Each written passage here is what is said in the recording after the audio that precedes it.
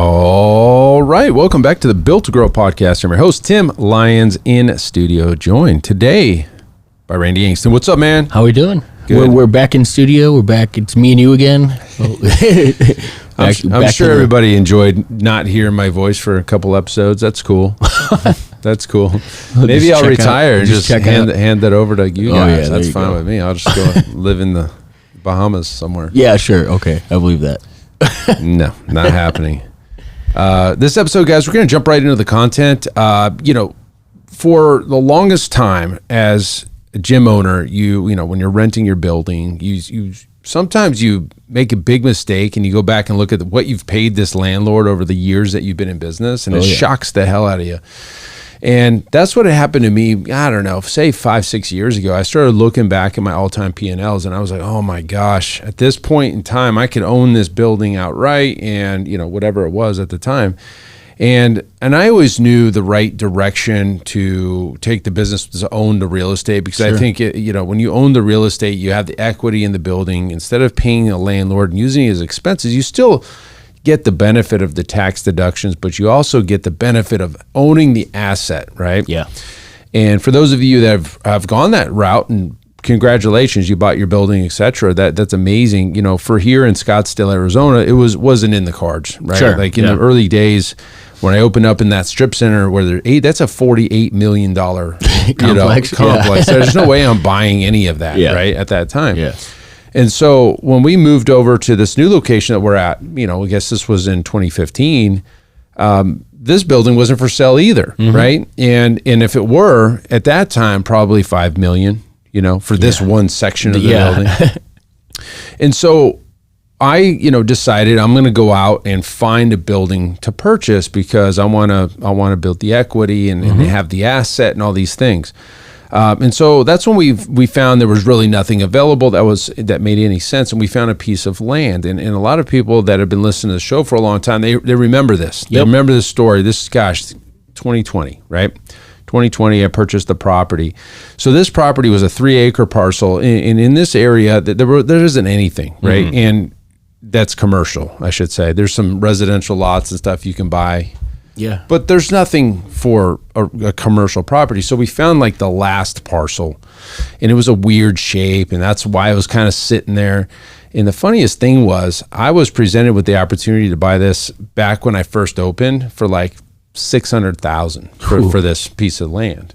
And I, again, early gym owner life, you don't have that kind of, you don't even have enough business equity to have any credit, with the bank. So we just passed on that years ago. And then so it finally came back up in 2020, where we were going to make a big move. And the big move was, let's buy a piece of land, let's build a shopping center, we'll put the gym in one of those units, and then we will rent out and be a landlord. Yeah. Essentially be a landlord. And we did. And we purchased this property in 2020, I think May. So what's funny is that was right in the middle of the pandemic, I guess, but we had been negotiating for like 6-8 months prior to that. So this was happening before the pandemic, and then we ended up closing during the pandemic, for $1.1 million on that piece of property, which, in all things, it was what it was worth, right? It was what it was worth. And so we went down this route of building this shopping center, and we got into the weeds where we had to have neighborhood meetings, and we had to have a city council hearing, and I went through all of it. Oh yeah. And I think a lot of that would have scared a lot of people, but I was kind of into it, right? That's kind of where my background is in that in the construction world. So I was like, okay, cool. This is kind of what I remember. And we got the plans done, and we spent tons of money on these plans. And you remember, tons. And so while I'm trying to build this project, I'm doing Profit, and we're doing Legacy. I guess it was Pulse then. Still Pulse, yeah. Still Pulse, and we were working towards a remodel and all these crazy things. Oh, it wasn't the remodel. No, it was good. Yeah, because it was going to move over. That's right. Legacy Personal Training was going to be at the new location, because the street was Legacy Boulevard. That's right. So anyways, long story short, we get into the weeds on this project, and we get bids from 7 GCs, and the bids were coming in anywhere from $3 to $4.5 million to build this project, which was right kind of like at my limit of what I was approved for. And so anyways, fast forward, I don't want to get into too much of the weeds. We got priced out, right? Yeah. supply chain issues, the inflation issues. It wasn't even close. No, it wasn't. By the end of the bidding process, from the time we got that original bid, through COVID, through inflation, and we were increased from $3.5 to $4 million to closer to $7 to $8 million to build the project. So we're over double. Yeah.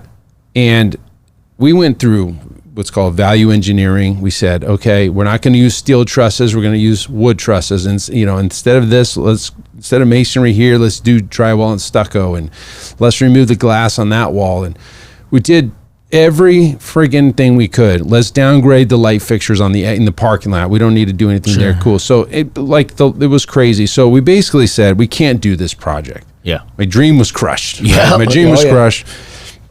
But the good news is we had already gone through the city and had the permits. We had approved plans. And for anybody there's people like nodding their head right now. Oh yeah, the city, right? City, yeah. Doesn't matter what municipality you're in. The city you're in sucks. They all suck. And for whatever reason, Scottsdale used the excuse of COVID, and nobody was working in the office, and everybody's working from home, and we couldn't get these guys on calls. Absolute crazy town nightmare. Like how does the city even run? Yeah, the way they're running the business, right? Somehow, some way, we got these approved permits, and I just didn't go pick them up because we weren't going to build it anymore, right? So we put it up for sale. I'm like, I got to get out of this deal because the thing about land is there's no cash flow. Mm-hmm. It's sunk costs. You're invested. Like there's nothing, unless I was going to put some camping tents out there and rent the space. There's like, how do you make money from a dirt lot? Long-term deal, yeah. And there was no access to this dirt lot because part of the project was we were going to cut into the intersection and make a new lane. Yeah, I had to do a new street light. And all that. Oh yeah. And again, that was approved too. So we have it all approved. It's an amazing project, right? And I'll give you an update on that project because I just drove past it. We put up for sale, and long and short is we found a buyer, and we sold this property to an investment group out of California. With one of the members of that investment group is also a member here at this gym. Nice. So he kind of brought that deal to them, and they brought it. So we sold the deal. The good news is. What I had projected to make on that project when we first started over the 3 to 5 years of filling it up and then probably selling it over the long term is what I ended up making without building it. Yeah. So with inflation and everything else, we came out way ahead, and I'm very happy that we sold it because all the headaches of building a building, I don't have to deal with it, and I reap the rewards. Yep. So then, when you have a big gain like that, capital gains, and especially in real estate, you have to find ways to not pay the capital gains tax. And in this case, would have been over $500,000 or whatever in capital gains. So we have Shauna and all these folks that are on our team, and we kind of stumbled into two options. One was called a deferred sales trust, which was a very complicated process that I was very close on going with, or a 1031 exchange, which is very straightforward, been around 100 years, and you can play by those rules. Mm-hmm. And so the difference between the two is the DST, you don't really have a whole lot of control over that money. So you put it in a trust, and then there's a trustee and a trustor, or what all the crap, and you have to go through this guy, and you have to make sub companies, and it was a big, to me, it was a headache. Yeah. And so the 1031 made a lot of sense. And so for everybody that's done a 1031 exchanges, you have to reinvest at the amount of the sales price of the property you just sold. Not the profit you made, but the sales price. Sure. Okay, so minus closing costs, which was a couple grand or $100,000. So let me clear this up for everybody. That we sold the property for $3 million. Mm-hmm. We were into it for 1.1 was the purchase price, and and I had a loan on it for $800,000 and whatever. So long story short is we have to re-enter the market at a 1031 at $3 million. So I have to spend $3 million in 6 months on real estate. And trust me when I tell you guys, it's a lot harder than it sounds. You can't just go run off I could have bought one property for $3 million and walked away. But I went in down. I said, what's the easiest thing for me to understand? And when it comes to real estate, and that's short-term rentals. There you go. To me, we use them all the time when we travel. Yeah. We're using Airbnbs, And so like that's an easy thing to wrap my head around. And so I love the commercial idea, but that dream was shattered. And just in this area, it's just so much more expensive than the rest of the country. I mean, yes, we're not Manhattan and we're not Miami and South Beach and we're not LA or San Francisco, but we're Scottsdale. And, a property here that's 5,000 square feet in a commercial area might be, $4 million. In another town, it might be 800,000 or 500,000, in South Carolina or something. And that's something that really should be, I want to make sure everyone hears that too, because I get that question a lot, right? When we talk about our rates or we talk about how we can charge certain things, and guys, it's scalable. You know what I mean? Like the cost to be here, you know what I mean? The cost of living, it's not just the fact that we're able to just charge more than anybody else. Like in your situation, you would adjust the price, but the money stays in your pocket the same rate that it stays in ours, right? Your rent is a fraction of what Tim's pays. A ton of these different variables. So when we take that into consideration when we talk about numbers or our costs and rates and things like that. Here, adjust it to where you are, and then the rates and things like that you should be charging in your town. That's a great point because, you may not charge as much, but it doesn't cost you much to live. And so the rate, you said the rate that you're keeping the money is at maybe greater. And absolutely. We loved working in B markets and C markets. I mean, we knew that the marketing worked better than, A markets. You had a greater advantage for less money to acquire clients. You run the business the same way we do, and you win. You win. You have greater margins, greater opportunity, for sure. For sure. Yeah. And so I was kind of at this point where I've got to make some decisions. And so I went out the way that you do, and you find a coach, right? I found a coach to help me with short-term rentals. I found a coaching program. Been great since January when we closed this deal. We're already into 3 properties. We just got back from the cabin up in the White Mountains here in Arizona. And so the cool thing about short-term rentals, guys, is you can use them.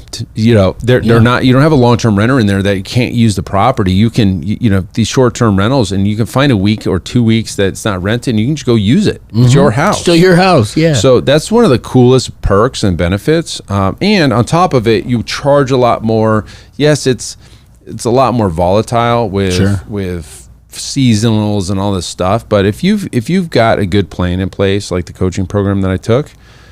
You got managers in place. You don't really have to deal with a whole lot. The pricing changes. And so we purchased our first property was here in Scottsdale, that 4,000 square foot house, 5-bedroom, 5-bath, or whatever, acre and a quarter. And we've used it a couple times, and we're actually going to use it again in this October for some of our Iron Circle stuff. So tax advantages there, master's exemption or Augusta rule or whatever you want to call it. Lots of advantages with that. So our first property was in Scottsdale, was that kind of bigger house. And then the second property is in Louisville, Kentucky, right? Like, why? What the hell, Tim? Like, Louisville, Kentucky. It's funny because Louisville, I love it. I mean, I'd never been there in my whole life, and it made a whole lot of sense at the time. It was like, man, I love bourbon, and this is right on the Bourbon Trail. You've got 2 major colleges there. You've got the Kentucky Derby, which is a Super Bowl every year. You've got, again, the Bourbon Trail. You got Louisville Slugger Museum, Muhammad Ali Museum, Whiskey Row, and all the bars and the cool stuff down there. No brainer. Yeah. And the cost of homes is cheap. We bought that house for $390,000, which was expensive. And something that ties in from both your coaching program and something that we talk heavily on the show and something that we teach in this industry is your home is designed as an experience as well. It's not just another, place to lay a head. You know what I mean? When you talked about that and how that kind of came together. Well, let's talk about that because yes, the short-term rental vacation market is saturated. Oh, yeah. In a lot of markets, you're under heavy competition. And unless you stick out in some way, you just blend in, right? And so the way this coaching program taught me was to create the experience around what it would feel like to stay at your place. Sitting by the bonfire, roasting marshmallows out in the, that. Like, and you set the scene with photos, right? Everything in short-term rental is photo-based. Like, you can have those words written on the page, but everybody's looking at the photos. Oh, yeah. And so it's key to kind of just set the tone and set the experience. And you can't just take pictures like a model home because that's what everybody else does. Yep. And so the whole point of this is create this experience, put these little things in there, kind of, in a lot of short-term rental people do this, is like they highlight the area that you're in. Like, so we have themes and rooms and stuff like that. And of course, I wouldn't know how to do any of this if I didn't find a coaching program. You know what I mean? And so I was able to kind of get that one off the ground quick. And that one in Louisville, that thing got booked up for like 3 or 4 straight months right out of the gate. It was like a switch turned on. We put it out there and it's just like booking. And if you go look at me, I think we have had 15 5-star reviews already. Got a great host up there or down over there that is taking care of it for us. And this one we've had maybe 4 renters 5 stars. So everything's 5 stars. Beautiful. And if you get knocked on anything, you're screwed in the game. Algorithm like crushes you. Yeah, no, it's a competitive arena, but to your point, you know what I like about it too, though, is it's real estate, but it's not passive real estate. You know what I mean? It's not owning a home that you're just sitting on and the equity is the only advantage. Like you're making your mortgage in a weekend sometimes. Yes. You know what I mean? Yeah. It's a stroke. Sure. Is the risk high? Yes. But is the reward also, capable? Absolutely. And I think that's, of all of the areas, you could parlay the success of the sale of that land, putting it in this arena. It's working money. It's working capital. You know what I mean? Yes. And that's a big deal in today's day and age. Well, and especially with cash going the other direction. Correct. Cash is diminishing.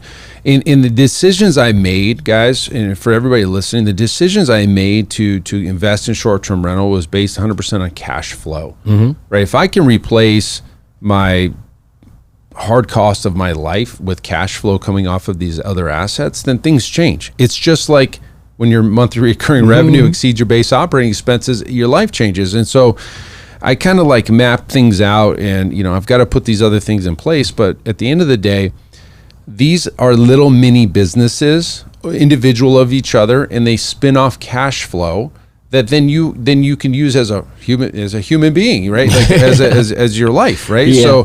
So if you look at your whole life as a gym owner, if you look at your family, what it costs to live, have nice things, to eat good food, to have a mortgage, to take vacations, and you just put that in a big lump sum. Like this cost, my lifestyle cost me $12,500 a month. I'm just throwing that number, or $5,000 or $10,000 a month. So you need to replace $10,000 a month with income sources that can then support that lifestyle. And if you can do it in a way where it's not you physically doing the work to receive those rewards, then that's the goal. Yeah. Like the whole goal of life to me right now is to create streams that then provide a lifestyle or cash flow to cover the lifestyle. Back to everything we've always talked about from day one of the show, right? Robert Kiyosaki's cash flow quadrants. That's the investor arena, right? That's where your cash is making you cash. And your cash flowing. Yeah. I mean, that's the ultimate goal. But as a business owner, you definitely need, there's no way you shouldn't have the ability to do that with your personal side as well. Right. I mean, as far as figuring out your budget or your expense, your lifestyle, and adjust it. Give yourself some grace. If you want to take another vacation, another year, figure out what that is.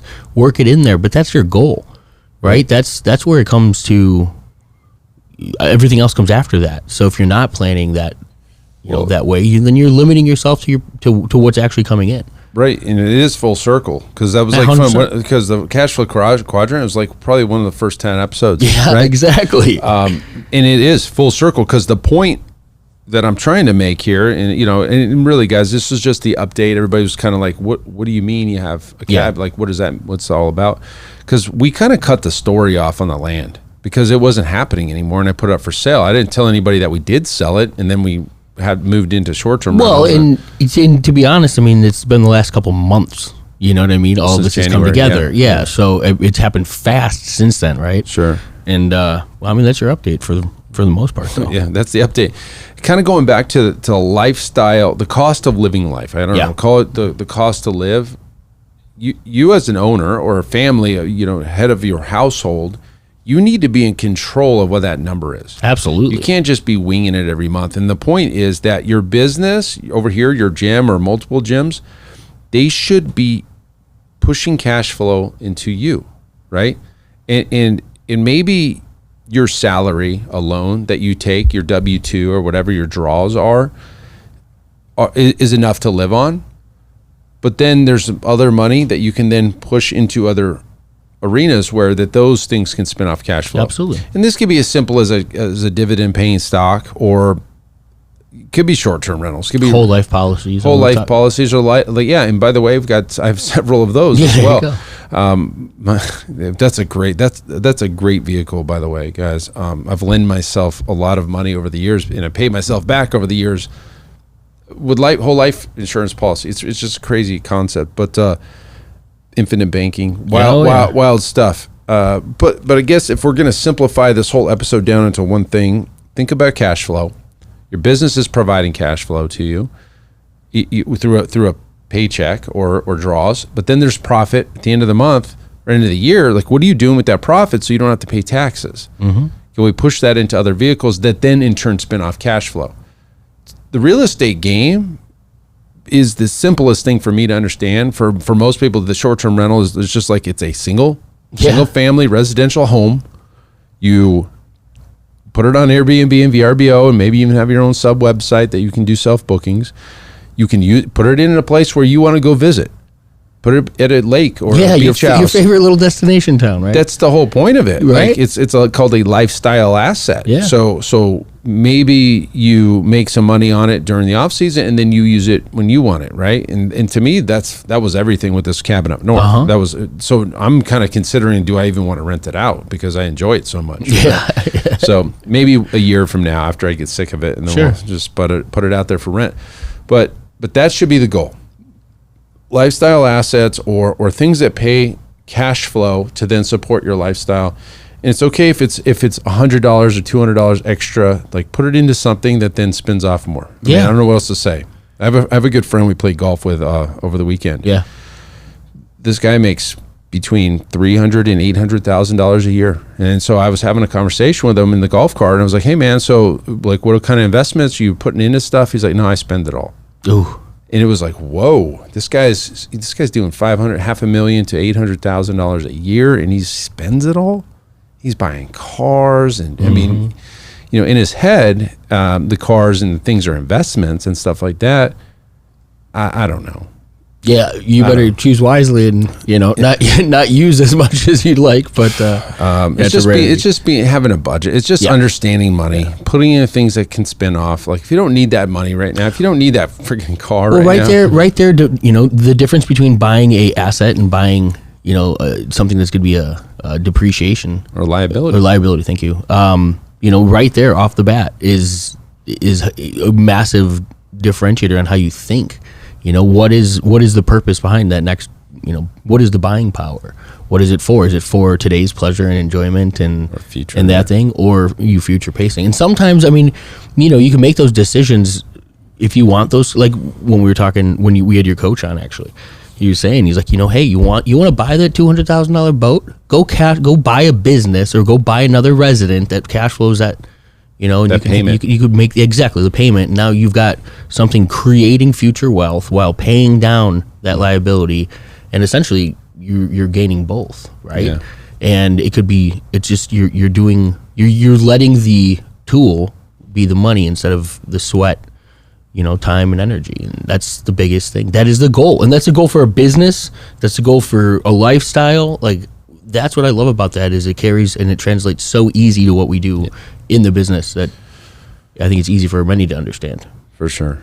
So listen, guys, that was a quick update, and it was only because I got a bunch of comments about the other two podcasts, and we're like, what the hell are you doing, man? Where are you? and listen, guys, we're real like people behind this. Yeah, we talk business all the time and gym stuff, but yeah, we have stuff going on in personal lives too, right? So hopefully that helps you. Maybe nudges you to like, oh my gosh, I should start looking at those options and stuff. And we'll have my coach on, maybe do a podcast or something. He's got a great program, and be happy to share that with everybody. But But that's it. That's it for this episode, guys. Until next show, keep changing lives. We'll see you on the next one. Bye. All right. And thank you for listening to that episode of the Built to Grow podcast, where we help gym owners win. Now, do you want to connect with me and other gym owners online? All you need to do is join our private Facebook group, Business Talk with Fitness Professionals.